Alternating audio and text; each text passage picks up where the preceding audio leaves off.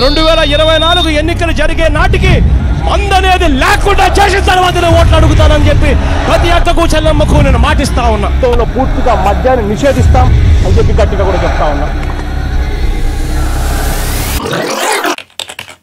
YS Jaganmohan Reddy అనే నేను ఆంధ్రప్రదేశ్ రాష్ట్ర ముఖ్యమంత్రిగా అంతఃకరణ శుద్ధితో ప్రజలందరికీ న్యాయం చేకూరుస్తానని దైవ సాక్షిగా ప్రమాణం చేస్తున్నాను.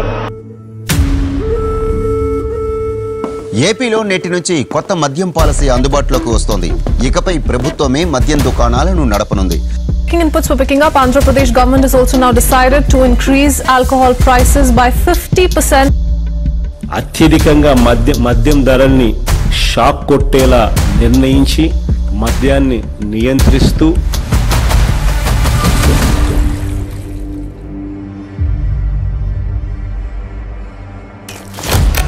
ముంబైని గడగడలాడించిన మాఫియా డాన్లు హాజీ మస్తాన్, కరీం లాలా, దావూద్ ఇబ్రహీం ముఠాలు పారిశ్రామికవేత్తలను, వ్యాపారులను, ప్రముఖులను బెదిరించి సొమ్ములు దండుకునేవి. సరిగ్గా అలాంటి లక్షణాలే గంపగుత్తగా పుణికిపుచ్చుకున్న అతి ప్రమాదకరమైన ముఠానే గత వైకాపా ప్రభుత్వంలో మద్యం మాఫియా ముఠా.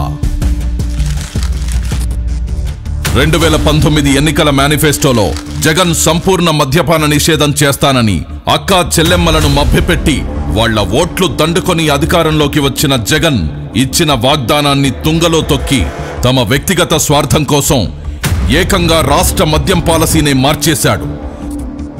మద్యాన్ని నియంత్రించి కుటుంబాల్లో ఆనందాన్ని నింపే విధంగా కూడా మద్యాన్ని నియంత్రిస్తూ అక్క చెల్లెమ్మలకు తోడుగా ఉండే ప్రయత్నం చేస్తా ఉన్న ప్రభుత్వం కూడా మనదే అని చెప్పి. తాగి ఇట్లయింది, అంతా కల్తీ మందు తాగి ఇట్లయింది అని చెప్పినారు. జగన్మోహన్ రెడ్డి అనంతపూర్లో చూపించింటే అట్లా చెప్పినాడు. మా ఆయన చనిపోయే సంవత్సరం అవుతాను సార్. ఎట్లా చనిపోయినాడంటే ఏం చెప్పుకోవాలా నేను. కల్తీ కాకపోతే పేగులు ఎందుకు బొగ్గు మాట్లాడండి. హాస్పిటల్ పిలిచిపోయినా కానీ ఇట్లే లివర్లు దెబ్బతిన్నాయి, కల్తీ మందు తాగినారు మీరు అని చెప్పినారు. తండ్రి ఇట్లా అయిపోయా ఇంకా మా బతికేం రాని, ఇంకేం కూలి వస్తే సంసారం, లేకపోతే లేదు.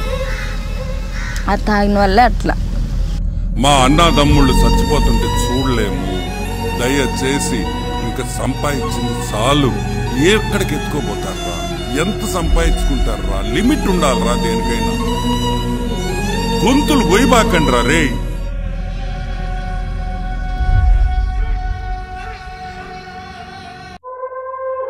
నీచమైన నాణ్యత లేని కల్తీ మద్యాన్ని జనానికి అమ్మి వాళ్ల ఆరోగ్యంతో చెలగాటమాడి వేల కోట్లు దోచుకున్నాడు. లిక్కర్ సప్లై విధానాన్ని గత వైకాపా పాలకులు తమ చేతుల్లోకి తీసుకున్నారు. ఉన్న లిక్కర్ ఫ్యాక్టరీలను భయపెట్టి బెదిరించి తమ ఆధీనంలోకి తీసుకున్నారు. వాళ్లే కల్తీ మద్యాన్ని తయారు చేసి హోల్సేల్, రీటైల్ దొంగ వ్యాపారం కూడా వాళ్లే చేశారు. ఎక్కడా లేని Andhra gold, president medal, 9 horses, jobs calendar, gold pearls, kings wales, special status, royal right అంటూ రకరకాల బ్రాండ్లు తీసుకొచ్చి విచ్చలవిడిగా అమ్మకాలు పెంచారు. జీవో నెంబర్ 128 తీసుకొచ్చి 60/90 మిల్లీలీటర్లకు దేశంలో తయారయ్యే ఫారెన్ లిక్కర్ 10 రూపాయలుంటే అధికారంలోకి రాగానే దాన్ని 20 చేశారు. 20 రూపాయల నుంచి 40 రూపాయలకు, 250 రూపాయలది 480 రూపాయలకు పెంచారు. ఆ మరుసటి రోజే మళ్లీ జీవో నెంబర్ 129 తెచ్చి అమాంతం మళ్లా ఉన్న ధరలు పెంచేశారు. వాళ్లేం చేసినా నడిచిపోతుందనే నాజీ పోకడలతో ప్రవర్తించారు. రేటు పెంచితే సగటు ప్రజలు తాగరని వేదాలు వల్లించిన జగన్ రాష్ట్రంలో 72% మద్యం అమ్మకాలు పెంచేస్తూ కొత్త మద్యం పాలసీ ప్రవేశపెట్టాడు. 25,000 కోట్లు మా రెవెన్యూని స్టేట్కి ఇస్తాంటే అది ఎక్కడి నుంచి వచ్చింది? సంవత్సరానికి 25,000 కోట్లు, అంతకుముందు 17,000 కోట్లు ఉండేది. 25,000 కోట్లు క్వాంటిటీస్ తగ్గాయి, రెవెన్యూ పెరిగిందంటే ఎక్కడి నుంచి వచ్చాయి? ప్రజల జీవితాలు గుల్ల చేస్తూ వాళ్ల జేబులు కొల్లగొట్టాడు. రాష్ట్ర ఆదాయం తగ్గినా సరే రాష్ట్ర ప్రజల ఆరోగ్యం ముఖ్యం, పేదల కోసం పాటుపడాలన్న ధ్యేయంతో పనిచేస్తున్న ప్రభుత్వం ఇది. నా తోటి ఫ్రెండ్సే 5 జరిపారు. ఆంధ్ర గోల్డ్ అంట, 9 హార్స్ అంట, కుర్రం ముందంట, అన్ని డూప్లికేట్ ముందు తయారు చేసి దోపిడీ రాజ్యం అయిపోయింది. మొత్తం స్పిరిటే. ఆ ముందు అయినా ఒకటే, వ్యసం తాగినా ఒకటే అన్నట్టు ఉంటుంది. నిశా ఏమి 15 నిమిషాలకి ఎక్కద్ది, 15 నిమిషాలు గందరగోళం చేసి మళ్ళీ కొనుక్కోవటం, మళ్ళీ లేచి మళ్ళీ ఇంకో కోటకు పోవటం. మా తాత కూడా చనిపోయారు తాగి. ఈ జగన్ ముందే ఇటు చేస్తున్నారు. 2 కోట్ల తాగిన తర్వాత చేసినాడు ఈ పచ్చిపోతలకు వచ్చేస్తుంది. అటు తలకాయ పని చేయకాడి చేసిన పచ్చిపోతలకు వచ్చేది చేసిన అది ఒక రకంగా మెంటల్గా మాట్లాడే ఒక రకంగా వస్తామని. గత వైకాపా ప్రభుత్వం 5 ఏళ్ల పాటు అమ్మిన మద్యానికి ఎలాంటి డిజిటల్ చెల్లింపులను అనుమతించలేదు. కేవలం నగదు రూపంలో విక్రయించి 99,413 కోట్ల రూపాయల్ని తీసుకున్నారు. ఈ రోజుల్లో తోపుడు బండ్లవాడు కూడా ఆన్లైన్ పేమెంట్ తీసుకుంటుంటే ఏపీ లిక్కర్ షాపుల్లో ఆన్లైన్ పేమెంట్ అనేదే లేకుండా చేసి క్యాష్ అండ్ క్యారీ అన్నారు. అదేమని అడిగిన వాళ్ళని వీళ్ళడిగిన వాళ్ళని బెదిరించారు. వినకపోతే అరెస్టులు చేశారు, కేసులు పెట్టారు.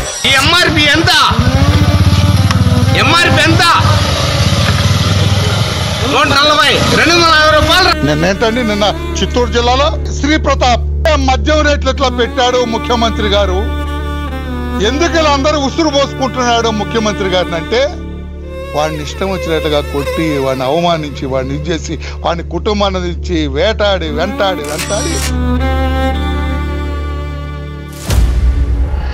2019లో జగన్ తన వైకాపా ప్రభుత్వం రాగానే 1000 కోట్లు ప్రజల నుంచి పిండుకోవాలని ప్లాన్ చేశారు. తమ పన్నాగాలన్నీ ఎలా అమలు చేయాలన్న అంశాలన్నీ ఎంపీ మిథున్ రెడ్డి రూపకల్పన చేశాడు. అతడే ఈ స్కామ్ కి మొత్తం రింగ్ మాస్టర్ గా వ్యవహరించాడు. అప్పటి బెవరేజెస్ కార్పొరేషన్ లో అసిస్టెంట్ కమిషనర్ గా ఉన్న సత్యప్రసాద్ ని ఈ కుట్రకి పావుగా వాడుకున్నారు. ముడుపుల దందాపై చర్చించేందుకు సత్యప్రసాద్ ని 2019 అక్టోబర్ 10న తమ నివాసానికి పిలిపించుకొని మద్యం సిండికేట్ కోసం తమకు అనుకూలంగా పనిచేయాలని ఆదేశించారు. ప్రతిఫలంగా ఆయనకు 2023లో IAS పదోన్నతి ఇస్తామని ఆశ చూపించారు. దానికి లొంగిపోయిన సత్యప్రసాద్ రెండో మీటింగ్ కి గాను 13/10/2019న డిస్టిలరీస్ నుంచి నెలసరి ముడుపులు ఎలా వసూలు చేయాలి అన్న అంశాలపై కీలక చర్చ జరిగింది. మద్యం అమ్మకాల బేస్ ధరపై కనీసం 12% కమిషన్ వసూలు చేయాలని ఎంపీ మిథున్ రెడ్డి ప్రతిపాదించాడు. తన ప్లాన్ పక్కాగా అమలు చేసేందుకు సత్యప్రసాద్ వాసుదేవరెడ్డిలకు కొన్ని మార్గదర్శకాలిచ్చారు. మద్యం అమ్మకాలకు సంబంధించి 2019కి ముందు టీడీపీ ప్రభుత్వం అమలు చేసిన ఆటోమేటిక్ విధానం తీసేయాలని, ఆ స్థానంలో మాన్యువల్ కంపెనీ విధానం తీసుకురావాలని సూచించారు. 2019వ సంవత్సరం రెండో అర్ధభాగంలో డిస్టిలరీల యాజమాన్యాలతో హైదరాబాద్ పార్క్ హయత్ హోటల్లో మద్యం కుంభకోణం రూపకర్తల్లో SPY డిస్టిలరీస్ పూర్వ డైరెక్టర్ అయిన సజ్జల శ్రీధర్ రెడ్డి ఈ సమావేశాన్ని ఏర్పాటు చేశారు. తమ ప్లాన్ కు సహకరించకపోతే మద్యం సరఫరా ఆర్డర్లు ఇవ్వబోమని బెదిరించారు. వ్యాపారం కోల్పోతామన్న భయంతో డిస్టిలరీల యజమానులు మద్యం కనీస ధరపై 12% చొప్పున ముడుపులు చెల్లించేందుకు అంగీకరించారు. కానీ లిక్కర్ సిండికేట్ దాన్ని కొన్ని రోజుల్లోనే 20% పెంచేసింది. వసూలు చేసిన ముడుపును మొదట మద్యం పాలసీ మార్చడంలోనూ కీలక పాత్ర వహించిన రాజ్ కేసిరెడ్డి కందేవి. వాటిని అతని నుండి మిథున్ రెడ్డి, భారతీ సిమెంట్ డైరెక్టర్ జగన్ సతీమణి భారతి తరపున ఆర్థిక వ్యవహారాలు చూసే గోవిందప్ప బాలాజీకి అందజేసేవారు. వారా సొమ్మును చివరగా అప్పటి సీఎం జగన్ కందజేసేవారు. ప్రతి నెల సగటున 50 నుండి 60 కోట్ల ముడుపులు జగన్ కందేవి.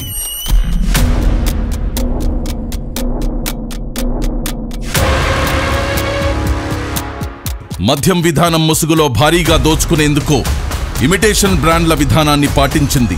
జాతీయంగా అంతర్జాతీయంగా ప్రాచుర్యం పొందిన బ్రాండ్లనన్నిటినీ రాష్ట్రం నుండి తరిమేసిన ఈ ముఠా అచ్చం అవే పేర్లను తలపించేలా 1-2 అక్షరాలు పదాలు మార్చి పెద్ద ఎత్తున ఇమిటేషన్ బ్రాండ్లు తీసుకొచ్చింది. దొంగలు కలిసి ఊళ్లు పంచుకున్నట్టుగా వాటికేకంగా 30 నుండి 150% మేర మూలధర పెంచేసి ఈ ముఠా సభ్యులు దోచుకున్నారు. అవే అసలైన నాణ్యమైన బ్రాండ్లు అనేలా ప్రజల్ని మభ్యపెట్టి ప్రభుత్వ దుకాణాల్లో విక్రయించారు. దాదాపుగా 1,50,000 టెస్టులు కూడా డిపార్ట్మెంట్ కూడా చేసింది. తీసుకునేటప్పుడు కూడా బ్రాండ్ పేరు ఏది అన్నది ప్రధానం కానే కాదు అధ్యక్ష. అక్కడ నుంచి ప్రోడక్ట్ వస్తా ఉందా లేదా అన్నదే ముఖ్యం. కానీ ఆ ప్రోడక్ట్కు పవర్ స్టార్ 99 పెడతాడా, లెజెండ్ 99,999 పెడతాడా, లేకపోతే బూమ్ అని పెడతాడా? నేను ఇదివరకు గవర్నమెంట్ వైన్ షాప్లో సేల్స్ మెన్గా చేశాను. ఇదివరకు గవర్నమెంట్ షాపు అంటే వాళ్ళు ఏది పంపించినా అది అమ్మాల్సిందే మేము ఖచ్చితంగా. ఆ బ్రాండే అసలుకి ఫేక్ మన స్టేట్లో. ఇది స్పిరిట్ మొత్తం, దేని మీద ఏ బాటిల్ అని చూడండి, spirit, French spirit, grain whisky spirit, అలా స్పిరిట్స్ రాసి ఉంటుంది. అదేంటంటే బాగా డేంజరస్ అనమాట. ఒక 4 రోజుల తర్వాత ఆయన కనపడ్డగా అదేంటే చనిపోయాడు, లివర్లు కొట్టేసినాయి అంటారు. మాకు బాధ వేసింది అప్పుడప్పుడు. మేము వాళ్ళ ఇంట్లో వాళ్ళతో కూడా ఫేస్ చేసాము ఒకసారి. వాళ్ళ ఇంటి మొత్తం వచ్చి మా షాపు కూడా వచ్చి గోలు చేసేవాళ్ళు, మీ వల్లే మీరు అమ్మడం వల్ల చచ్చిపోతున్నారు అది అని. ఆ మందు వల్ల మాకు అసలు గుండెలో నొప్పి అని, పక్కతోళ్ళు నొప్పి అని, తాయిని కానించి ఆడకాడ 3 తొలిచిన వాళ్ళు పడిపోతాం అట్ట అయిపోవడమే. కానీ దానివల్ల మాకు అసలు ఏమీ ఇచ్చేయలేదు. 5 ఆగితే పైకి ఇట్లా పండుకుంటే చుక్కలు గిర్రని తిరుగుతూనే ఉండేవి. ఫ్రెండ్స్ ఒకడు 25 ఇయర్స్ 26 ఇయర్స్ ఉండిద్ది. తాగంగానే ఆ అబ్బాయికి పక్షవాతం, అంటే పక్షవాతం లాగా వచ్చింది. 26 ఇయర్స్ కంటే ఎవరికి పక్షవాతం కుర్రాళ్ళకే రావు. అలాంటిది ఎంత కల్తీ అయిందో మద్యం మీరు ఒకసారి ఆలోచించుకోండి. అయితే 2019, 2024 మధ్యలో తాగిన మందు వల్ల నా జీవితం సర్వనాశనం అయిపోయింది. చేతులు బలహీనత, లివర్ తేడా వచ్చేసింది. మా ఆరోగ్యంతో ఆడుకున్నారండి. ముందు సన్నాసి మంది బాగాలి. అసలు నా తోటి కుర్రోళ్ళు చాలా మంది చచ్చిపోయారు. అది చెడ్డు మందు అమ్ముతున్నాడు, ప్రజలంతా చచ్చిపోతాయి అదని ఇంకా అట్లా అనుకుంటారు కదన్నా. చచ్చిపోయినాడు ఇట్లా మందు తాగినారని అట్లా సార్ తాగేసాట అట్లాంటివన్నీ మళ్ళీ ఇంటికి వచ్చి నాతో కానీ చెప్తాండే, మన కొడుకు ఇట్లా చెడ్డ మందులు అమ్ముతున్నాడు, బతుకురు శనాలు చచ్చిపోతాము అది ఇదని అని చెప్తాండే. మళ్ళీ అట్లన్నీ తెలిసి నువ్వు ఏంటికి తాగుతావు అన్నా కానీ మళ్ళీ నాకు ఇచ్చి పట్టిందమ్మా, సత్తామో బతుకుతాము, అది లేకుంటే బతకలేమా అనేది. అసలు బ్రాండ్ల కంటే ఈ అనుకరణ బ్రాండ్లకు అధిక మూలధరలు ఖరారు చేసి ప్రభుత్వ ఖజానాను కొల్లగొట్టారు.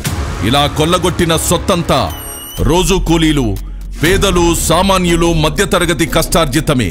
ఈ పెద్ద మనిషికి బేసిక్లీ అధ్యక్ష ఆంధ్ర రాష్ట్రానికి లిక్కర్ ద్వారా ఎటువంటి డబ్బులు రాకూడదు. ఈ డబ్బులు వచ్చినాయి అంటే అక్క చెల్లెమ్మలకు జగన్ మంచి చేస్తాడు, ఆ అక్క చెల్లెమ్మలకు మంచి జరగకూడదు. ఆ మందు అమ్మడము, ఎక్కువ తాకుండా ఉండడం, నమ్మకుండా ద్వారా అయిపోయి మా కష్టాలు ఎంతో పోడుకొని పెట్టుకుని మా దగ్గర లేకుండా అయిపోయింది. ఈ మందు వల్ల మాకు ఎట్లేదు కూడా చూపిస్తారు. నాకు చాలా బాధ వేస్తోంది సార్. దయచేసి మందు ఎత్తైంది సార్. మా లాంటి ఆడపిల్లలు బాగా సుమంగలిగా బతుకుతారు సార్. ఇంతే సార్ మేము చెప్పగలిగినది. జనాల్ని చంపకు తినేస్తున్నాడు, హాస్పిటల్ పాలు చేస్తున్నాడు. వేరే ఏం చేసింది ఏం లేదు, వాళ్ళు ఉపయోగపోయే ఏమీ లే. ఉన్న జనాలంతా రాలిపోతున్నారు. ఇంకా నాకన్నా చిన్న వయసు మా అన్నదమ్ముల్లో పాప ఇంకో పాప అని ఉంది. చాలా మంది ఇట్లా చిన్న వయసులే, పెద్దోళ్ళన్నా కాదు. కలిసి మందు కలిసి చచ్చిపోయినారు సార్. మేమేం చెప్తాం, మా మాట చెప్పినా కానీ లే.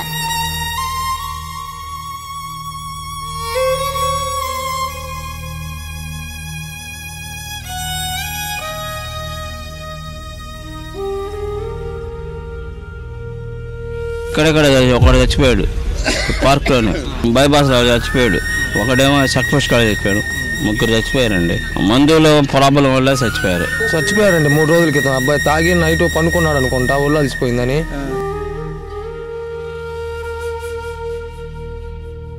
నాసిరకం మద్యాన్ని ఏరులా పారించి ప్రజల ప్రాణాలను హరించడమే గాక ఆ దోపిడి డబ్బును దాచుకోవడానికి, డిస్టలరీల నుండి ముడుపులు దండుకోవడానికి బంగారాన్ని సాధనంగా చేసుకున్నారు. డిస్టలరీల మద్యం సరఫరాదారుల నుండి 400 నుండి 1000 కోట్ల విలువైన బంగారాన్ని ముడుపులుగా తీసుకున్నారని ఒక అంచనా. బంగారం వ్యాపారులకు కమిషన్లు చెల్లించి వారి ద్వారా ముడుపుల డబ్బును మద్యం మాఫియా ముఠాకి చేరవేశారు. చివరికి ఆ బంగారం డబ్బు అంతిమ లబ్ధిదారుడైన జగన్ ప్యాలెస్ కి చేరేవి. మద్యం కుంభకోణం నిందితులతో కలిసి రాజకీయ వ్యవస్థను నేరమయం చేశారు. మద్యం ముడుపుల సొమ్ముతో కొంత మొత్తాన్ని 200 నుండి 300 కోట్లను గత సార్వత్రిక ఎన్నికల్లో ఖర్చుల కోసం వైకాపా అభ్యర్థులకు పంపిణీ చేశారు.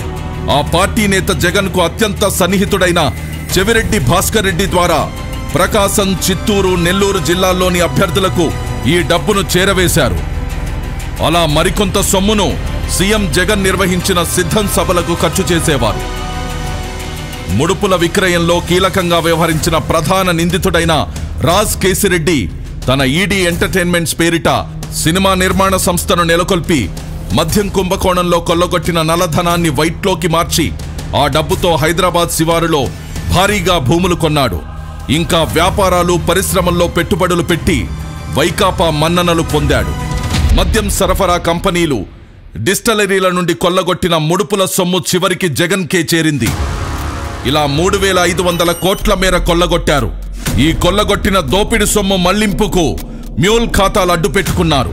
ఉత్తరాది రాష్ట్రాలకు చెందిన రోజు కూలీలు, నిరుపేదలు చిన్న చిన్న పనులు చేసుకుంటూ జీవనం సాగించే వారికి ప్రతి నెల కొంత మొత్తం చెల్లిస్తామని ప్రలోభపెట్టి వారి ఆధార్, పాన్, ఇతర గుర్తింపు కార్డులు తీసుకుని వారి పేర్ల మీద ముంబై, ఢిల్లీ తదితర నగరాల్లోని పలు బ్యాంకుల్లో పెద్ద ఎత్తున ఖాతాలు తెరిచి అనామకుల్ని డైరెక్టర్లుగా పేర్కొంటూ అనేక కల్పిత కంపెనీలను సృష్టించారు. ఆ అనామకుల్లో ఎవరికి తాము డైరెక్టర్లమనే విషయమే తెలీదు. రోజంతా కష్టపడినా పూట గడవడమే కష్టమైన వారు వీళ్లంతా. మద్యం సరఫరా కంపెనీలు, డిస్టిలరీలు నాటి ప్రభుత్వ పెద్దలకు ముడుపులుగా చెల్లించాల్సిన మొత్తాల్లో కొంత భాగాన్ని ఆయా ఖాతాల్లోకి మళ్లించారు. వాటి నుండి ఆ సొత్తును బహుళ అంచెల్లో ఇలాంటి డొల్ల కంపెనీల్లోకి పంపేవారు. చివరగా ఈ సొమ్మంతా దుబాయి, ఆఫ్రికా దేశాలకు తరలించారు. అక్కడ మైనింగ్, రియల్ ఎస్టేట్ వివిధ కంపెనీల్లో పెట్టుబడి పెట్టారు జగన్ అండ్ కో ముఠా.